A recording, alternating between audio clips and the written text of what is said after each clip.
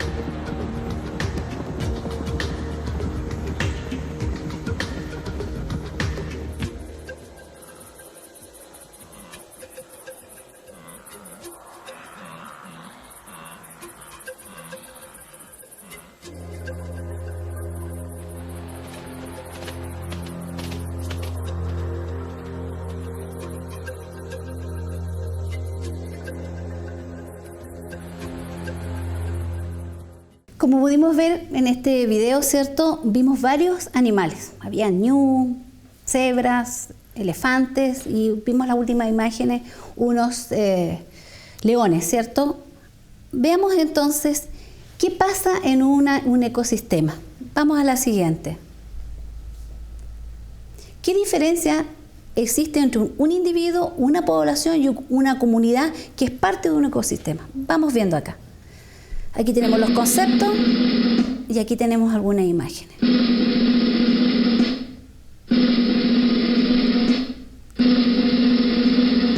Estos 4 dibujos simularían, ¿no es cierto?, representarían, mejor dicho, cada uno de estos conceptos que están aquí. Aquí tenemos jirafas, aquí tenemos varias especies, aquí tenemos un solo y aquí tenemos como todos. A ver, vamos viendo. ¿Cuál sería de ellas un individuo? Ese sería el individuo, ¿cierto? Uno de la especie. La población. Una población de jirafa, o sea, varios individuos de la misma especie. Esa sería una población. Aquí hablamos de comunidad. Hablamos de comunidad cuando ya vemos varias especies compartiendo un mismo lugar. Aquí tenemos comunidad, una población de cebras, de elefantes, de jirafas, leones. Todos están formando una comunidad, porque son varias especies. Y por último tenemos el ecosistema. Eso entonces formaría un ecosistema y ahí podemos saber, ¿no es cierto?, que lo que es que representa cada uno de estos y que forman entre todo un ecosistema. Vamos entonces ahora a ver los tipos de ecosistemas. Como muestra la imagen y el dibujo, tenemos ecosistemas terrestres, acuáticos y mixtos. Por eso, niños, es fácil poder reconocerlos, porque no hay de un solo tipo. Uno va a un lugar, encuentra un ecosistema y a la vez puede encontrar otro también. Los terrestres, los más conocidos son los desiertos, las selvas, los bosques y los matorrales. Cuando hablamos de acuático, puede ser un simple charco, un río, lago, mares o océanos. Pero también hay mixtos, es decir, hay tierra y agua en el mismo lugar, como son las costas, los humedales. ¿No es cierto?, tienen de los dos tipos. Estos serían los tipos de ecosistemas en general. Vamos a ver ahora ecosistemas de nuestro país. Nuestro país, por su geografía, tiene unos variados ecosistemas, ¿ya?, que vamos a ir revisándolo y van a ver que la flora y la fauna del lugar también es característica. Vamos entonces a los ecosistemas de Chile. Los ecosistemas son sistemas complejos, como bosques, ríos, lagos, formados por diversos elementos físicos y biológicos. Los físicos estaríamos hablando de conceptos abióticos, es decir, que no tienen vida. Y en cuanto a los biológicos, estamos hablando de todo ser vivo que vive en ese ecosistema, en este caso plantas y animales. Siempre tiene que haber los dos, bióticos y abióticos en un ecosistema. Si falta uno de los elementos, ya el ecosistema se empieza a desequilibrar. Vamos a la otra imagen. Chile, con una superficie de 756.096 kilómetros cuadrados y una longitud de 4.300 kilómetros, tiene una variada geografía. Lo que ustedes encuentran en el norte como ecosistema no son lo que está al sur. Vamos viendo los principales. Vamos al extremo norte, el desierto. Se extiende desde el extremo norte hasta Coquimbo, más o menos cuarta región. Y las lluvias son escasas, ¿cierto? Y encontramos este tipo de aves que se adaptan a este ecosistema, como la gaviota garuma y el zarapito. ¿Ya? Avancemos un poco más. Ahí tienen una imagen de la zona norte. Ese es un ecosistema. Cuando vamos hacia adentro, hacia el interior, hablamos de estepa. Este ecosistema ocupa la porción interior del territorio entre la región de Atacama y Coquimbo. Las temperaturas son elevadas, ¿ya? En el día, mucho calor. Precipitaciones 40 milímetros puede haber. Lo que se da en cuanto a flora, cactus y hierbas, que pueden ser resistentes al calor y a la poca agua. Ese es un paisaje de un ecosistema de norte. Avanzamos. Durante los años lluviosos entre Copiapó y Vallenar se presenta que es un verdadero espectáculo, el desierto florido. Si hay una acumulación de agua cada cierto tiempo, aquí las semillas que han caído de flores florecen. Me han dicho que conseguir una flor de esa cuesta mucho dinero porque es un hecho inusual. Los animales que viven en estas zonas tenemos el guanaco, la parina grande, que es familiar del flamenco, y el aguilucho. Ahí tenemos una flor. Vamos al desierto interior ahora, árido, total, como lo ven. Se localiza entre el límite norte y Copiapó y prácticamente no hay vegetación. Si ustedes se fijan, muy poco.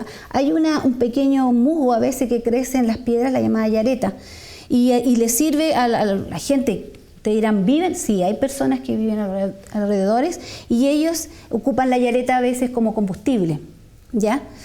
Pero la vegetación, aparte de eso, no hay. Avanzamos al otro. Aquí tenemos algunas especies de ese lugar. Tenemos la pampa del tamarugal, hay una canción por ahí de la pampa del tamarugal. Estos son los tamarugos, son estos árboles. ¿Ya? Acá tenemos el cactus candelabro, que es un cactus no como los que nosotros vemos acá. Son unos cactus grandes, árboles, y tienen ciertas ramificaciones que simulan un candelabro. Y el famoso cometocinos, este pajarito del norte.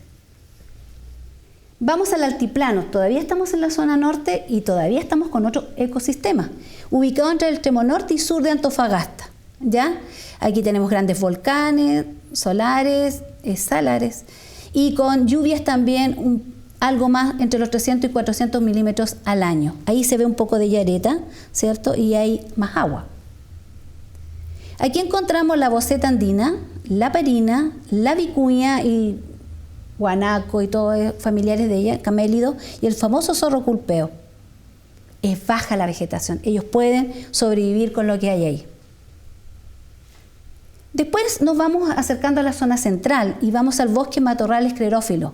Este ecosistema ocupa la porción central de Chile y tiene un clima mediterráneo. Al decir clima mediterráneo hablamos de climas templados, o sea, calor y también un poco baja la temperatura y llueve más. Ahí estamos hablando de 300 a 700 milímetros de agua caída y vemos que hay más vegetación, ¿ya? Ahora, obviamente con esto, los animales que viven aquí hay mayor cantidad. Veamos la otra. Árboles como el quillay, el litre, el peumo y animalitos como la perdiz y la loica son de esta vegetación que es más variada por el agua que cae también. Otro ecosistema, pasamos al bosque templado. Yo creo que este es el más conocido porque este es como de la zona nuestra. ¿Ven? Va desde la Araucanía hasta el extremo sur. Más vegetación, ¿cierto? Más agua. Hay bosques de roble, lengas y obviamente más insectos y otro tipo de animales en estos lugares. El copihue, nuestra flor nacional, también aparece en estos bosques. Los hongos, el raulí y el tuque, por nombrar algunos. Nos vamos ahora al sur, a la Patagonia. Otro ecosistema, niños. ¿Se dan cuenta? Así como vamos avanzando, nos vamos dando cuenta que los ecosistemas también van variando, tanto en la estructura que tienen, el tipo de fauna y el tipo de flora que aparece allí. El ecosistema ubicado entre la vertiente oriental andina de la 11ª y 12ª región. Ya estamos llegando al final de Chile. El clima es seco y frío, ¿ya? Las precipitaciones generalmente son en forma de nieve. 270 milímetros anuales y fuertes vientos. Son animales de esta zona, el caiquén y otra ave, el cóndor, ¿cierto? Símbolo nacional.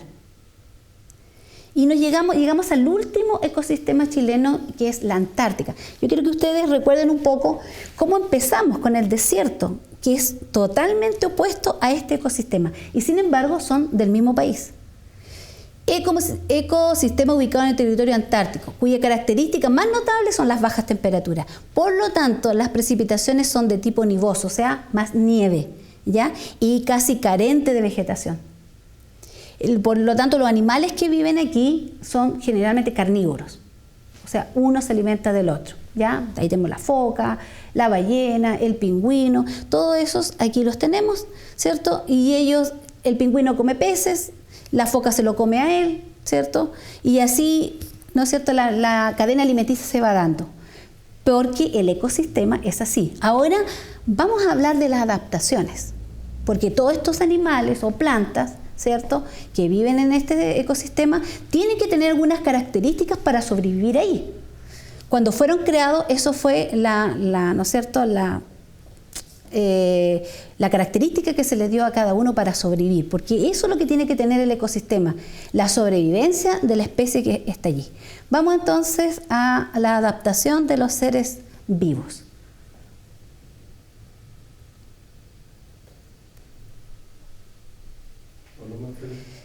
Las adaptaciones le permiten a los seres vivos sobrevivir en ese ambiente, como estábamos diciendo. Vamos con la primera, la adaptación en relación a la alimentación. Cada animal presenta adaptaciones según el alimento que consume y eso está en su hocico. Miren los de un carnívoro, colmillos grandes, filosos, para poder, ¿cierto?, tomar, comer, apretar y desgarrar la carne. Ahí la tenemos de un león, lo mismo, un cocodrilo, lo mismo. Son adaptaciones, fueron creados así, para poder alimentarse. ¿Ya? El tigre también pertenece al mismo grupo.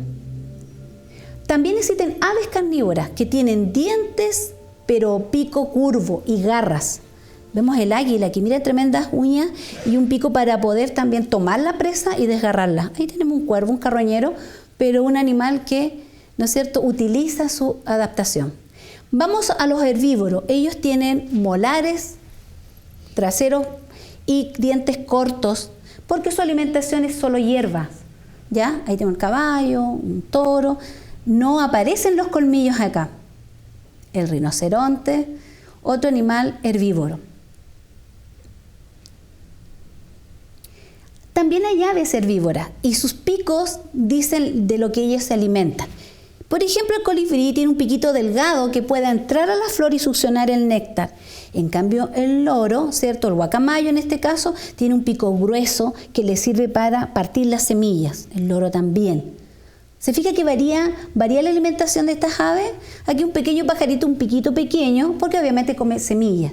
Y aquí aparece esta imagen con muchos tipos de picos de acuerdo a lo que ellos se alimentan. Vamos a otro tipo de adaptación que es según el lugar donde ellos viven. Algunas partes de esos seres vivos cumplen la función de ayudarlo a vivir en ese hábitat. Los peces en el fondo marino necesitan las aletas, necesitan la cola como timón para desplazarse. Este pez muy feo vive en las profundidades donde no llega la luz solar. Por lo tanto, él tiene que tener ojos grandes, fíjense, para poder, ¿cierto?, ver. Vamos aquí a los osos. Estos viven en lugares muy fríos, por lo tanto, una gruesa capa de piel y también grasa debajo del cuerpo. Ahí tenemos una foca. Ni un problema estar arriba de la nieve. Los pingüinos lo mismo. Sus alitas no les sirven para acá, pero les sirven sí para ir al mar y comer. Ahora vamos al contrario. Las altas temperaturas también hay animales que tienen adaptaciones. Este elefante, el elefante africano, tiene las orejas grandes para abanicarse, a diferencia del asiático que las tiene más cortas. Una epidermis gruesa, piel gruesa para soportar el calor. ¿Y qué decir de este cactus? Que sus hojas son convertidas en espinas para no perder el agua cuando haya la evaporación.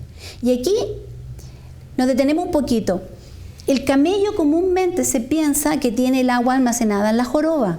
¿Ya? No es así, él tiene grasa. Él acá tiene bajo la guatita una parte donde él reserva agua y tiene unas pestañas, capas de párpados, y unas pestañas largas para andar en la arena o las tormentas de arena poder seguir caminando, patas largas para no enterrarse.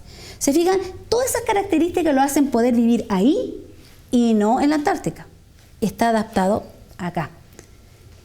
Seguimos revisando acá plantas. Estas plantas creo que las conocen, ¿cierto? Hojas grandes para captar lo máximo de luz solar y poder alimentarse. Vamos a la protección. Los animales también tienen protección. ¿Ya? ¿Para qué? Para sobrevivir en el medio o para la inclemencia del clima o arrancar de los depredadores. Este escorpión lo tiene aquí. Este apéndice que está aquí, ahí tiene el veneno. Y si se siente amenazado, lo va a usar. La serpiente también. Sabemos que sus colmillos pueden inyectar veneno. Este sapito es muy pequeñito, pero toda la piel es venenosa. El caracol, ¿cierto?, que lo vemos comúnmente, tiene una función la caparazón. Se protege, ¿cierto?, ahí, de ella. Su refugio. La tortuga mayor, más grande, esa caparazón. Y el armadillo, ¿cierto?, que se hace un bolito cuando se siente amenazado. También las extremidades, sus patas, sirven. Miren esa patita ahí de un felino con cojinete para no ser sentido cuando él anda entre la hierba para cazar. Las patas largas para sumergirse, ¿cierto? O permanecer ahí en un lago y comer. Aquí tenemos pico y garras. Son extremidades de ellos sus garras. Sus patas largas, traseras para poder saltar y poder nadar. Y aquí vemos el mimetismo, mire, escondido entre las hojas. Y acá este insecto no quiere que se lo coman, entonces él se confunde con las otras flores. ¿Y este? ¿El insecto palo? ¿Qué les parece ese? Perfectamente mimetizado ahí entre las hojas. ¿Lo ven? Ahí está. En el tronco del árbol. Toman el color. Ahora en la reproducción hay unas diferencias. Generalmente en la naturaleza el macho es más atractivo que la hembra, justamente para captar su atención. Y es lo que llamamos el dimorfismo. Miren el pavo real en comparación con ella, la hembra.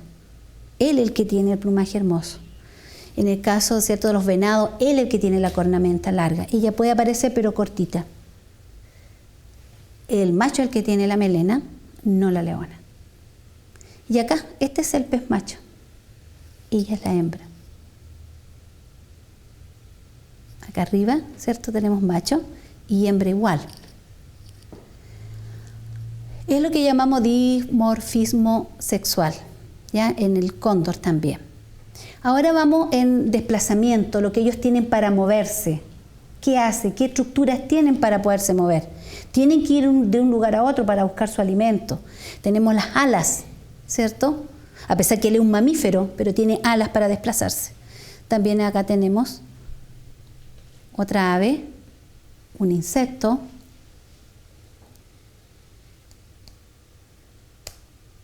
Otro insecto más, ocupando sus alas, el colibrí o picaflor. Esta es una de las aves que bate más rápido sus alas. Las aletas en el caso de los animales que viven en el mar. Un tiburón, un delfín anterior y la ballena.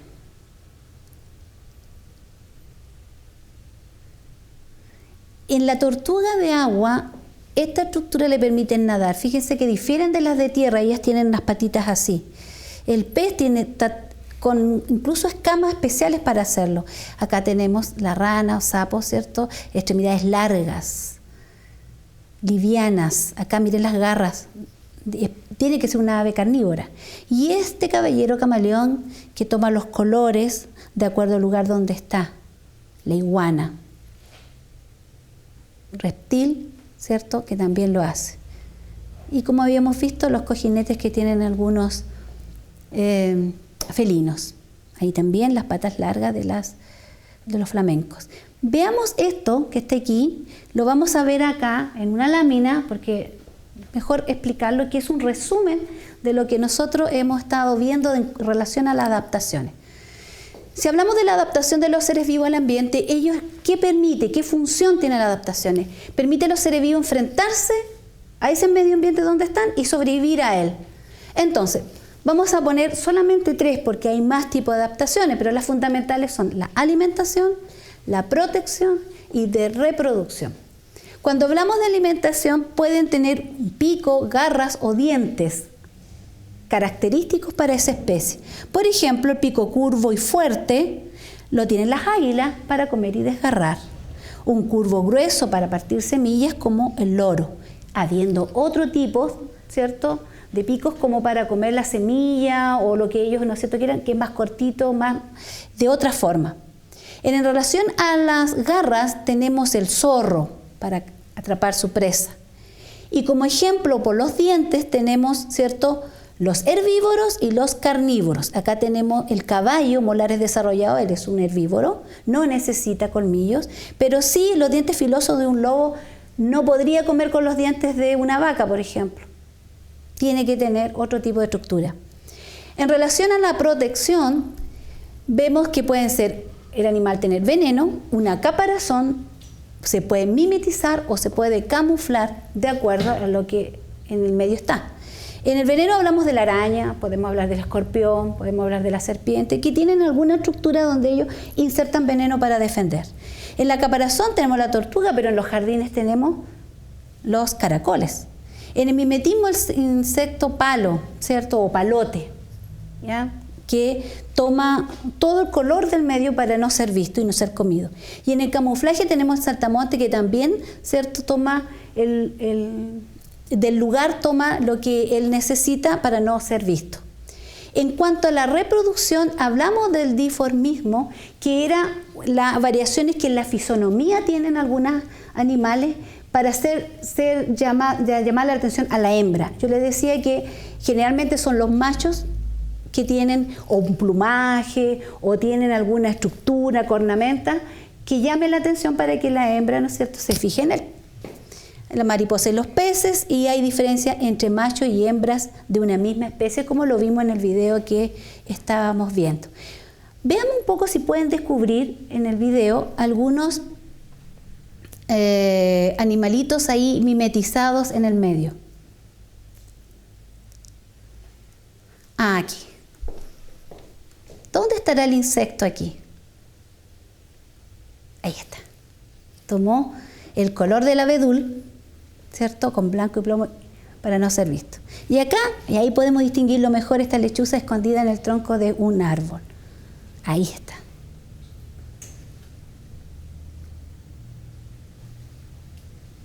Y acá, aquí hay una araña. Apenas perceptible, pero ahí está.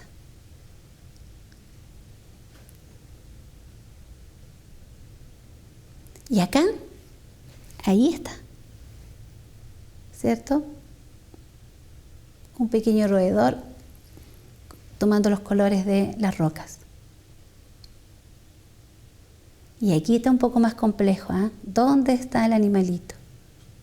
Aquí, es una larva aquí, del mismo color del tronco del árbol. Y este, perfecto, mire el color y la forma incluso que tomó de las hojas.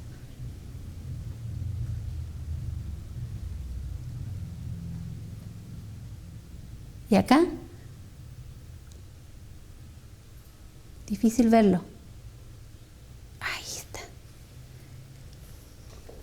Bueno, con esto ustedes pueden buscar, ¿no es cierto?, y complementar en sus libros de la página 74 en adelante, se la voy a anotar aquí, de su texto de ciencias de cuarto año, van a encontrar todo lo que hemos estado viendo y más todavía, complementar con lo que es ecosistema, tipos de ecosistema, adaptaciones de los seres vivos al ecosistema. Espero que hayan la clase disfrutado y poder haber entendido este objetivo de enseñarles a ustedes sobre los ecosistemas. Que tengan un buen día.